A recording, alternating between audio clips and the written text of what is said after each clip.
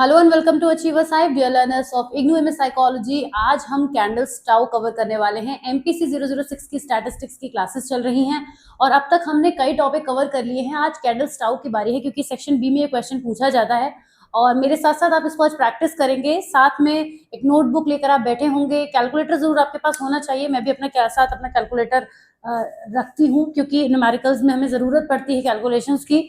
और इसके अलावा ये जो न्यूमेरिकल है इसकी आज हम प्रैक्टिस करेंगे। जैसे मैंने बताया स्टेप्स मैंने इस बार क्वेश्चन के साथ में यहाँ पे लिख दिए हैं। मैं आपको स्टेप्स भी लिखवाती हूँ हर न्यूमेरिकल के, तो ये स्टेप्स को भी आपको नोट करना है। अभी समझाऊंगी भी मैं कि स्टेप्स क्या हैं और किस तरह से आपको क्वेश्चन में यूज करने हैं। और आज मैंने स्टेप्स को यहाँ पर आपके क्वेश्चन के साथ लिखा है क्योंकि मैं आपको साथ में एक चीज दिखा देती हूँ कि जो हमारा टेबल बनेगी सेकेंड पार्ट, मतलब इसकी सेकेंड स्लाइड में मैं आ जाऊं अगर, तो जो टेबल हम बनाएंगे वो काफी लंबी टेबल बनेगी। तो मुझे स्क्रीन फुल चाहिए थी आज, इसीलिए मैंने स्टेप्स यहीं पर लिख दिए हैं। तो इस न्यूमेरिकल को मैं पहले आपको दिखा देती हूँ कि जो न्यूमेरिकल है इस तरीके से होता है। यहाँ पर अल्फाबेट्स होते हैं, इस तरीके की कोई टेबल बनी होती है। ये जरूरी नहीं है कि आपको इस तरीके से डेटा दिया हो, ऐसे भी दे सकते हैं, बट आप अगर एग्जामिनेशन के क्वेश्चन पेपर उठा के देखेंगे तो मोस्टली आपको ऐसे ही दिखाई देगा। सिंपली लिखा होता है कि कैंडल्स टाउ कैलकुलेट करिए, कंप्यूट करिए, इसके अलावा और कुछ भी नहीं होता है इसके क्वेश्चन में। और A B C D E F कुछ अल्फाबेट्स लिखे होंगे, कुछ वैल्यूज दी होंगी एक्स और वाई के लिए। क्वेश्चन का मैं आपको एक बस पैटर्न समझा रही हूँ किस तरह से आपको क्वेश्चन देखने को मिलेगा। ऑलराइट, उसके बाद आ जाते हैं हम स्टेप्स पर। तो स्टेप्स को आपको नोट तो करना ही है, साथ साथ कर लीजिएगा या फिर आप इसको वीडियो के बाद में एंड में भी नोट कर सकते हैं। अभी आपको समझना जरूरी है। हमें कुछ टेबल बनानी है, एक ही टेबल बनेगी और उसी में सारी कैलकुलेशंस हो जाएंगी और एक फॉर्मूला एंड में हम लगा के इसको सॉल्व करेंगे। तो सबसे पहले हम इंडिविजुअल रैंकिंग करेंगे। इस क्वेश्चन में हम रैंकिंग असेंडिंग ऑर्डर में करेंगे। हम कर डिसेंडिंग में भी सकते हैं, लेकिन असेंडिंग में इजी रहता है और कंफ्यूजन बहुत कम होता है क्योंकि जैसे आपको मैंने दिखाया काफी बड़ी टेबल बनेगी तो उस हिसाब से रैंकिंग में भी चीजें काफी होंगी। तो रैंकिंग इसीलिए हम असेंडिंग रखेंगे क्योंकि वो इजी पड़ेगी। ये जो मेथड है ये काफी सिंपल मेथड है और इस मेथड के थ्रू जो आप कैलकुलेशंस करते हैं वो काफी इजी हो जाती हैं एज कम्पेयर टू जब इसके मेथड्स और भी हैं जिसमें थोड़ा सा चीजें लेंदी हो जाती हैं। पर हमारा जो ये मेथड है वो बहुत ही बेहतरीन मेथड है और उसके आराम से आप इससे कर सकते हैं। यहाँ पे सबसे पहले हम इंडिविजुअली रैंकिंग करेंगे, मतलब दो वैल्यू दी हैं एक्स और वाई की, तो हम उनकी एक्स और वाई की रैंकिंग करेंगे। ये A B C D E F क्या है अभी क्वेश्चन में समझाऊंगी। फिर उसके बाद हम एक और रैंकिंग करेंगे जिसको हम कंपैरेटिव रैंकिंग कहते हैं। कंपैरिजन करते हुए हम रैंकिंग करते हैं, उसी टेबल में करेंगे, इन द सेम टेबल। उसके बाद हम सी और डी कैलकुलेट करते हैं। सी और डी क्या है, कॉन्कॉर्डेंट पेयर और डिस्कॉर्डेंट पेयर, ये क्या होते हैं ये भी न्यूमेरिकल में ही समझेंगे। और लास्ट में हम कैंडल्स टाउ का फॉर्मूला लगा के कैलकुलेशंस करके, छोटी हो जाती है कैलकुलेशन यहाँ पर आके, ज्यादा बड़ी कैलकुलेशन नहीं रह जाती। वहां पर आने के बाद जो है हम इस क्वेश्चन का आंसर निकाल देते हैं। तो चलिए अब क्वेश्चन की शुरुआत करते हैं। शुरुआत कैसे करेंगे, सबसे पहले हम इस न्यूमेरिकल में एक्स और वाई और A B C D E F को इस तरह से लिख लेंगे। हमें इसी तरीके से लिखना है। हो सकता है क्वेश्चन दिया ही ऐसे जाए तो भी अच्छी बात है, आपको और इजी हो जाएगा, वरना बहुत ही सावधानी से आप न्यूमेरिकल की वैल्यू को लिख लेंगे। तो चलिए क्वेश्चन आप क्विकली लिख लीजिए अपनी नोटबुक में स्क्रीन पे से देखकर। और उसके अलावा आप इसको टेबल को भी मेरे साथ में बनाएंगे, टेबल को भी आप मेरे साथ में बनाएंगे। ऑलराइट, तो यहां से आप चाहे तो डायरेक्टली ऐसे लिख सकते हैं, क्वेश्चन यहां से ना लिख के आप यहां से क्वेश्चन को लिख लीजिए और इस तरीके से यहाँ पे आप दो टेबल भी बना लीजिए। ओके, फिर हम इसके आगे का क्वेश्चन शुरू करेंगे जिसमें मैं आपको बताऊंगी कि कौन कौन सी टेबल किस किस तरह से बनेंगी। और शुरुआत करते हैं आज के न्यूमेरिकल की। ओके, चलिए सबसे पहले हमने पहला स्टेप लिखा था, स्टेप्स के साथ साथ समझाऊंगी। पहला स्टेप ये था कि हमें टेबल फॉर्म करनी है और इंडिविजुअल रैंकिंग करनी है। तो जब हम इंडिविजुअल रैंकिंग करेंगे एक्स और वाई को लिखने के बाद, तो उसको नाम देंगे R X and R Y. मैं पेन का कलर चेंज करूंगी क्योंकि मुझे लगता है कि यहाँ पे कलर चेंज करना थोड़ा जरूरी है जिससे हम स्पेसिफिकली समझ पाए कि करना क्या चाह रहे हैं। तो हम पहले जो हम रैंकिंग करेंगे उसको हम देंगे आर एक्स और दूसरा जो हम रैंकिंग करेंगे उसको हम देंगे आर वाई। रैंकिंग करने का तरीका बहुत आसान है, रैंकिंग आप पिछले कई न्यूमेरिकल्स में करते आए हैं। हम देखेंगे सबसे छोटा नंबर यहाँ पे कौन है, 1। तो 1 के ठीक सामने, x के लिए हम रैंकिंग कर रहे हैं तो 1 के ठीक सामने हम इसको रैंक दे देंगे 1। 1 से बड़ा कौन सा नंबर है, 2, तो इसको हम 2 दे देंगे। 2 से बड़ा यहाँ पे नंबर 5 है। बहुत ध्यान से करेंगे, रैंकिंग गलत नहीं होनी चाहिए। पूरा क्वेश्चन रैंकिंग पे अगर यहाँ पे गलत हो गई तो पूरा क्वेश्चन गलत हो जाएगा। पूरा क्वेश्चन ही इस पर बेस्ड है। 1 2 3 हो गया। अब फोर्थ रैंकिंग हम देंगे 7 को क्योंकि इसके ठीक बाद 5 के बाद 7 आ रहा है। फिर उसके बाद 1 2 3 4 हो चुका है, 5 और 6। ओके, सभी ने ये रैंकिंग निकाली होगी, इसी तरीके से आई होगी। अब आ जाते हैं वाई पर। वाई में ढूंढिए सबसे छोटा नंबर कौन सा आपको नजर आ रहा है। सबसे छोटा नंबर यहाँ पर 4 है, तो यानी वाई में हम यहाँ पे क्या लिख देंगे, 1। ओके, उसके बाद 4 को हमने फर्स्ट रैंकिंग दे दी है, 4 से बड़ा 5 है तो इसको रैंकिंग दे देंगे 2। 6 को रैंकिंग दे देंगे 3। 8 को रैंकिंग दे देंगे 4। 9 को रैंकिंग देंगे 5 और 10 को रैंकिंग देंगे 6। एक बार आप क्रॉस चेक कर लीजिए, यही रैंकिंग सबकी आनी चाहिए। जब आर एक्स और आर वाई आ जाते हैं तो उसके बाद हम क्या करेंगे, 1 2 3 4 6 5 हमारी रैंकिंग आ गई है और 2 4 1 3 5 6 इसकी रैंकिंग आ गई है, बिल्कुल सही है ये। अब हम क्या करेंगे, आर एक्स और आर वाई निकालेंगे। आर एक्स आर वाई हमने निकाल लिए हैं। अब हम क्या करेंगे, सी आर एक्स और सी आर वाई निकालेंगे। सी आर एक्स और सी आर वाई क्या है, comparative ranking in the same table. ये काम तो कंप्लीट हो गया। अब हमें क्या करना है, कंपैरेटिव रैंकिंग निकालनी है, जो कि हम इसके लिए फिर से हम पेन का कलर चेंज कर देते हैं, चलिए ग्रीन कर लेते हैं। अब हम निकालेंगे C R X, C R X and C R Y, इस तरीके के 2 कॉलम हम बना लेंगे। ये काम जो है ये बहुत ही समझदारी के साथ हमें करना है, बहुत अटेंशन पे करना है। बेसिकली रैंकिंग देना भी कोई ज्यादा डिफिकल्ट काम नहीं था, लेकिन अब हम सीआरएक्स और सीआरवाई के मेथड को करेंगे क्या, इसमें हमें देखिए। सबसे पहले हम क्या करेंगे, हम 1 से लेके 6 तक के नंबर लिख लेंगे। टोटल हमने रैंकिंग कहां से कहां तक दी है, 1 से लेके 6 तक दी है। ओके, तो हम इस टेबल कॉलम में पहले एक्स से शुरुआत करेंगे। पहले कॉलम में हम क्या करेंगे, 1 2 3 4 5 और 6। ऐसा हम क्यों कर रहे हैं ये भी मैं आपको समझाऊंगी, इससे कुछ भी नहीं करवाने लगूंगी आपको। ऐसा हम इसलिए कर रहे हैं क्योंकि अभी हम आर एक्स का यूज करेंगे। आर एक्स का यूज करेंगे, अभी तो अल्फाबेट्स की बात ही नहीं हुई, जो मैंने आपसे कहा था मैं न्यूमेरिकल में समझाऊंगी, उनका काम अब यहाँ पर आएगा। हमें ये देखना है कि जैसे A B C D E F मान लेते हैं कुछ भी एलिमेंट्स हैं, ऑलराइट, जिनके लिए एक्स और वाई की वैल्यूज हमें गिवन है। ओके, तो अब इनका यूज हम सी आर एक्स और सी आर वाई में करेंगे जब हम कंपैरेटिव रैंकिंग निकालेंगे। हमने टोटल 1 से लेके 6 तक की रैंकिंग करी है, यहाँ पे 1 दोनों में ही 1 से 6 तक की रैंकिंग हुई और सेम ही होगी। ऐसा नहीं हो सकता इसमें कम इसमें ज्यादा हो, एक्स की वैल्यू 3 हो वाई की 5 हो, ऐसा क्वेश्चन नहीं आएगा। तो जब हम रैंकिंग कर रहे हैं तो अब हम ये देखेंगे कि जो हमने 1 रैंकिंग दी है आर एक्स में, ओके, वो यहाँ पे किस अल्फाबेट को मिली है, ये किस वैल्यू के लिए, मतलब किस अल्फाबेट के लिए। अल्फाबेटिक वर्ड में यूज करूंगी, अभी कंफ्यूजन नहीं करूंगी आपके माइंड में वेरिएबल या कोई भी ऐसी टर्मिनोलॉजी यूज करके, क्योंकि जब आप एग्जाम में न्यूमेरिकल करते हैं तो आपको ये सब वर्ड्स लिखने नहीं है कहीं पर भी ना। तो अभी हम न्यूमेरिकल को न्यूमेरिकल की तरह से समझते हैं कि हमारा जो रिटन पोर्शन हो एग्जाम में वो इतना क्लियर कट हो कि चीजें बहुत ज्यादा सॉर्टेड रहे हमारे माइंड में भी, करते वक्त भी, समझते वक्त भी और एग्जाम में भी, कॉपी में करते वक्त भी। तो अब मैं आपको ये समझा रही थी कि जैसे अगर हमने 1 रैंकिंग दी है तो ये किसके कंपैरिजन में है। यहाँ पे अगर हम देखेंगे तो इसको हम देखेंगे कि जो 1 है वो हमने 1 यहाँ पे दिया था और उस 1 के कंपैरिजन में अल्फाबेट क्या था, सी था। तो यहाँ पे हम 1 के ठीक सामने चाहे तो ब्रैकेट में लिख लीजिए, चाहे डैश करके लिख लीजिए, हम सी लिखेंगे। अभी अगर क्लियर नहीं हुआ है दोबारा समझिएगा इस चीज को। हमने यहाँ पे 2 रैंकिंग किस नंबर को दी थी, आर एक्स में 2 यहाँ पे हमने दी थी। तो अब हम इसको 2 को कंपेयर करेंगे कि ये किस अल्फाबेट को मिला था, कंपैरिजन होगा यहाँ पे, ठीक है। ये सेकंड रैंकिंग हमने किसको दी थी, ए को दी थी, तो हम यहाँ पे क्या लिख देंगे, ए। यहाँ पे हम क्या लिख देंगे, ए। थर्ड रैंकिंग हमने एक्स में किसको दी थी, यहाँ पे थर्ड रैंकिंग हमने किसको दी थी, 5 को दी थी, और 5 के ठीक सामने क्या था, डी, कैसे भी समझ लीजिए।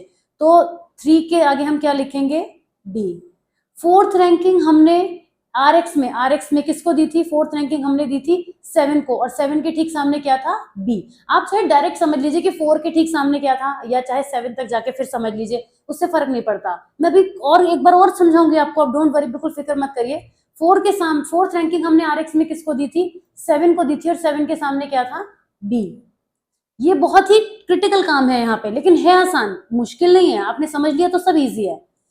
फिफ्थ रैंकिंग हमने आर एक्स में किसको दी थी, 8 को दी थी, और 8 किसके करस्पॉन्डिंग था, किसके कंपैरिजन में था, ई में, तो यहाँ पे क्या आ जाएगा, ई। ऑलराइट, यहाँ पे सिक्स रैंकिंग हमने किसको दी थी, यहाँ पे आर एक्स में 6 हमने दी थी 10 को, और 10 वैल्यू किसके लिए थी, एफ के लिए थी, तो यहाँ हम 6 के ठीक सामने क्या लिख देंगे, एफ। तो हमारे पास C A D B E F की तरीके से यहाँ पे वैल्यू आ गया है, इसको हम बोलते हैं कंपैरेटिव रैंकिंग, इससे हम कंपैरेटिव रैंकिंग बोलते हैं। अब क्योंकि हमने ये एक्स के लिए किया है तो करेंगे तो वाई के लिए भी, तो क्या हम वाई में भी सेम काम करेंगे? अब हम वाई में कुछ और करेंगे, यहाँ दोनों स्टेप डिफरेंट है। नॉर्मली क्या होता है, जैसे इसकी रैंकिंग करी तो उसी तरीके से इसकी भी रैंकिंग करी, ऐसी होती है चीजें, जो एक्स के लिए होता है वो वाई के लिए होता है। लेकिन यहाँ पर अब हम CRX तो हमने कैसे निकाला था, सबसे पहले हमने लिख लिया कि कितनी टोटल रैंकिंग हमने की है, हमने 1 से लेके 6 तक रैंकिंग की है, उसको हमने असेंडिंग ऑर्डर में लिख लिया। इसीलिए मैंने आपसे शुरुआत में कहा था इस क्वेश्चन को असेंडिंग में ही करिएगा, डिसेंडिंग में करेंगे तो कंफ्यूज हो जाएंगे, इसीलिए हमने यहाँ पे असेंडिंग ऑर्डर करा, यहाँ करा, और इस रैंकिंग को भी हमने असेंडिंग ऑर्डर में ही लिखा। ओके, अब असेंडिंग ऑर्डर में लिखने के बाद हमने ये देखा, क्योंकि हम RX के लिए कर रहे थे, तो 1 हमने RX में किसको दिया था, ये 1 रैंकिंग हमने 1 को दी थी, तो 1 को 1 से कंपेयर किया, किस अल्फाबेट के लिए, किस वेरिएबल के लिए हमने यूज किया था, C के लिए, तो 1 के ठीक सामने हमने C लिख दिया। सेकंड रैंकिंग हमने किसको दी थी, यहाँ पे आ जाइए RX में, सेकंड रैंकिंग हमने इस 2 को दी थी, और ये 2 किसके लिए था, एक A के लिए 2 था, तो हमने 2 के सामने A लिख दिया। फिर से देखिए थर्ड रैंकिंग हमने किसको दी थी, 5 को हमने थर्ड रैंकिंग दी थी, और 5 के करस्पॉन्डिंग क्या था, D था। हाँ, थर्ड यानी थर्ड के लिए कौन सा था अल्फाबेट था, D था। फोर्थ रैंकिंग हमने RX में किसको दी थी, यहाँ पे दी थी, और इसके ठीक सामने अल्फाबेट कौन सा था, B था। फिफ्थ रैंकिंग हमने किसको दी थी, यहाँ पे थी, और इसके ठीक सामने अल्फाबेट कौन सा था, E था। आप कैसे भी समझ लीजिए किसके ठीक सामने अल्फाबेट आएगा, या फिर इसको हमने किसको दी थी, जंप करा के कर लीजिए, जो आप याद रख पाए। लेकिन इतना ध्यान रखिए, जब हम कंपैरेटिव रैंकिंग करते हैं तो यहाँ पर हम अल्फाबेट्स का यूज करते हैं, ठीक है। अब हम CRY में क्या करेंगे, अब CRY में हम CRX का यूज करेंगे, ये काम बहुत ध्यान देने वाला है।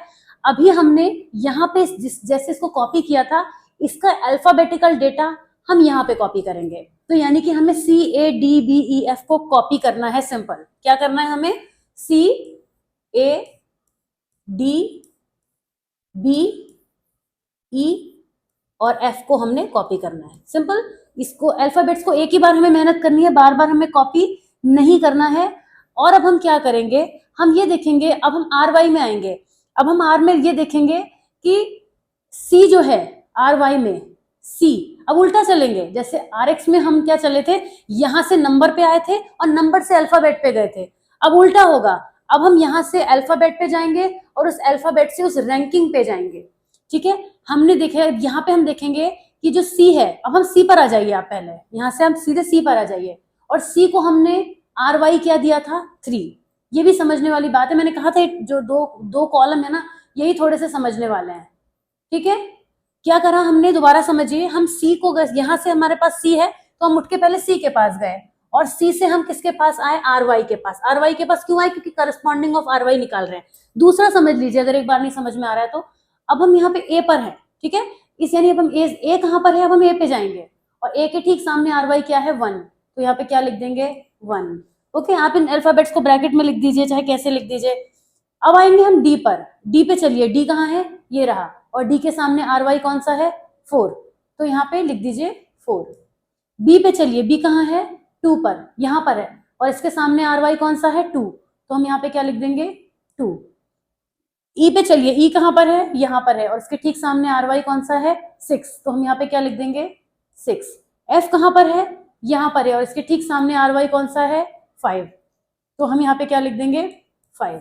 सिंपल है, ये दो कॉलम अच्छे से समझ लीजिए, मैंने एक एक बार तो इसको तो डबल एक्सप्लेन कर दिया है, इसको भी मैंने आपको समझा दिया है, फिर भी कंफ्यूजन लगे तो वीडियो को वापस से बैक जाके आप एक बार और देख लीजिएगा, तो आपको सारा कंफ्यूजन क्लियर हो जाएगा, ठीक है। अब हमारे पास CRX CRY आ गया, अब बचे हैं 2 लास्ट कॉलम, फिर से कलर चेंज कर लेती हूँ। अब हम ले लेते हैं ऑरेंज कलर, C और D हमें निकालना है। अब फिर यहाँ पे भी थोड़ा सा समझना है, हालांकि ये तो बहुत आसान है, असली जो चीज है वो ये है, आपको समझ में आ रहा होगा, रैंकिंग आपको पहले से करनी आती है, सिर्फ इसको आपको ध्यान में रखना है और कैंडल टॉक और न्यूमेरिकल पूरा हो जाएगा आपका, ठीक है। और अगर सिर्फ इसी को ध्यान रखने वाली बात है तो इतना बड़ा टास्क तो नहीं है जो आप नहीं समझ सकते। अच्छा चलिए, अब आ जाते हैं C और D पर। C और D का आपने नाम पढ़ा था, क्या था बताइए, यहाँ पे आपने पढ़ा था कॉन्कॉर्डेंट पेयर और डिस्कॉर्डेंट पेयर। अगर इनका लिटरल मीनिंग वो क्या आप जाके सर्च करेंगे तो आपको मिल जाएगा कि हमें कॉन्कॉर्डेंट और डिस्कॉर्डेंट का मतलब यही होता है कि कोई वैल्यू हमसे कितनी बड़ी है या छोटी है, वो हमें देखना होता है।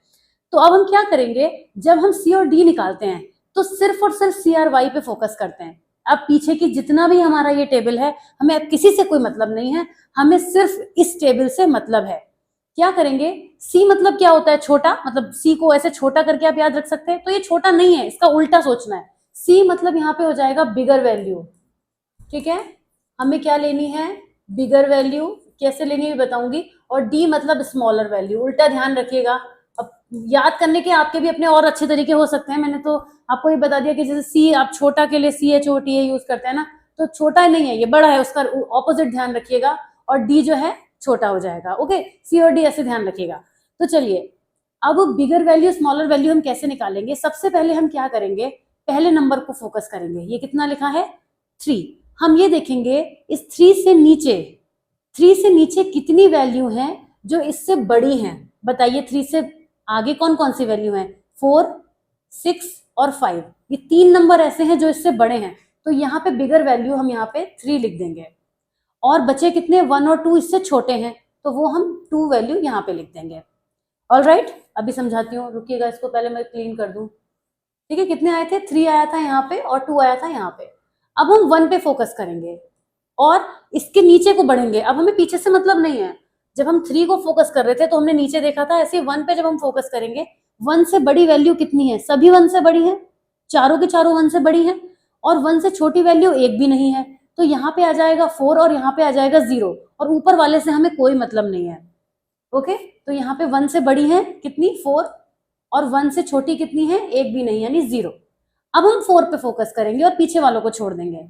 4 से बड़ी वैल्यू कितनी है बताइए, 5 और 6, यानी 2 वैल्यू 4 से बड़ी है और एक वैल्यू 4 से छोटी है, तो यहाँ पे लिख देंगे 2 और एक वैल्यू 4 से छोटी है। ऑल राइट, अब हम 2 पे फोकस करेंगे। 2 से बड़ी दोनों है और छोटी एक भी नहीं है, 2 से बड़ी दोनों है, यानी 2 से बड़ी 2 हो गई और छोटी एक भी नहीं है। ओके, इससे पीछे वालों से हमें कोई मतलब नहीं है, जैसे जैसे हम आगे बढ़ते जाएंगे। 6 से बड़ी वैल्यू कोई है ही नहीं और 6 से छोटी वैल्यू 1 है, और एंड में हमेशा 0 ही आता है, आएगा ही, नेचुरल सी बात है भाई। जब 5 के आगे कोई नंबर ही नहीं है तो क्या छोटा और क्या बड़ा, तो हमें तो आगे ही देखना है, पीछे तो देखना नहीं है, तो इसीलिए एंड में हमेशा वैल्यू 0 आती है। अब हम क्या करेंगे, और सी और डी का सम करेंगे। ये तो एक आसान सा काम है, बहुत आसानी से आप कर लेंगे।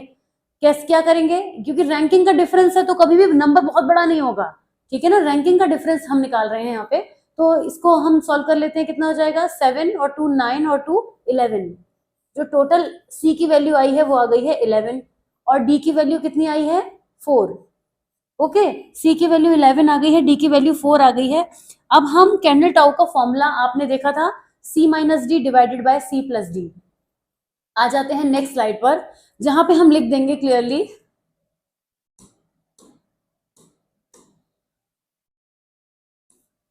कैंडल टाउ की वैल्यू क्या थी, C minus D divided by C plus D. अब आप बताइए कि आपने कितना कितना निकाला था, 11 और 4।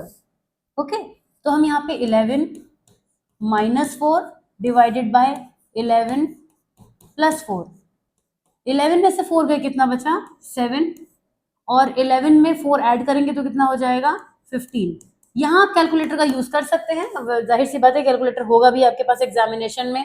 तो 7 को जब आप 15 से डिवाइड करेंगे तो कितना आएगा आपके पास, 0.466, या 46666 कई बार आता जा रहा है, तो हम क्या करेंगे, 0.467।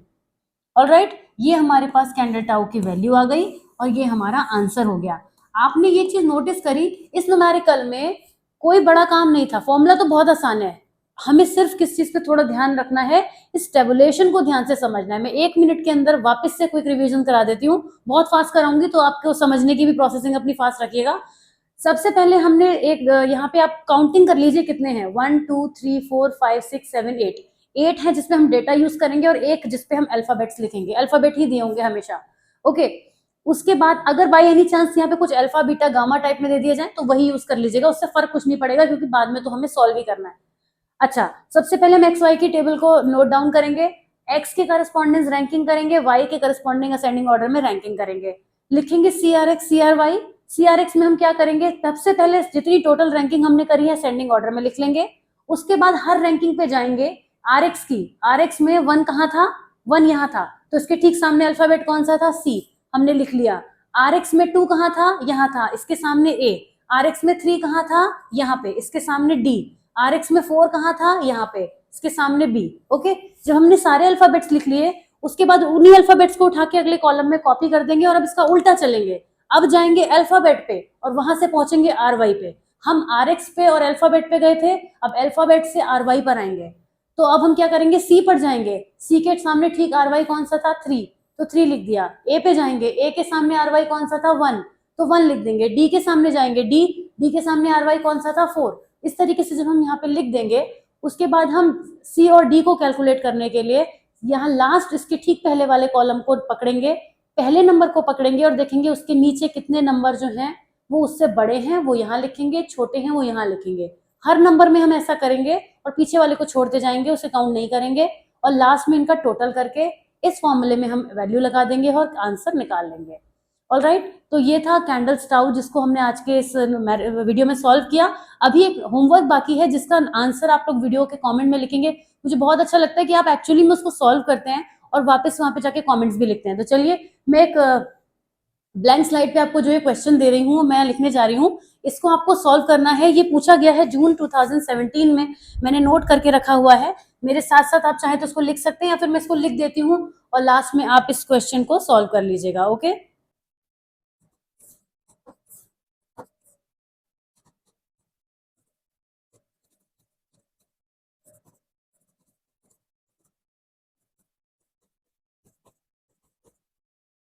ऑलराइट, सो ये है क्वेश्चन जिसको आपको सॉल्व करना है। जून 2017 में ये पूछा गया था। अब आपको इसको सॉल्व करके इसका आंसर कमेंट्स में लिखना है और देखते हैं कितने बच्चे आंसर लिखते हैं, आपस में क्रॉस चेक भी कर सकते हैं। ऑलराइट, तो चलिए मैं मिलती हूँ नेक्स्ट न्यूमेरिकल में। अब हम आएंगे नेक्स्ट टॉपिक की तरफ और इस वीडियो को देखने के बाद कैसा लगा ये वीडियो जरूर फीडबैक में बताइएगा। वीडियो को लाइक कर दीजिएगा, चैनल को जरूर सब्सक्राइब कर लीजिएगा और मैं मिलती हूँ आपसे नेक्स्ट वीडियो में। Till then take care, bye bye.